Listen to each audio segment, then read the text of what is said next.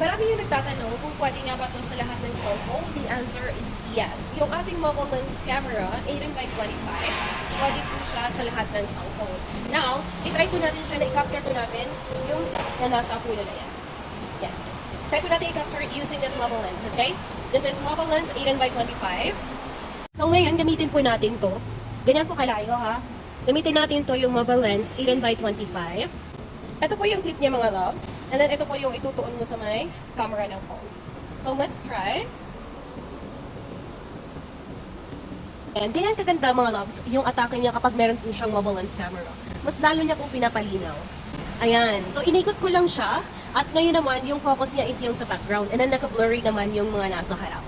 Ganyan lang kasimple mga loves. Super ganda talaga to at highly recommended. So parang DSLR type na rin siya pag meron kang ganito, as in napakaswerte mo talaga. For only 300 plus ha.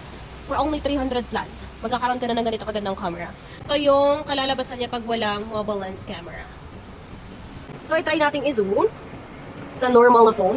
Yan po yung atake niya kapag normal na phone lang. So, again, sa mga nagtatanong mga loves, pwedeng po siya sa kahit anong klase ng cellphone.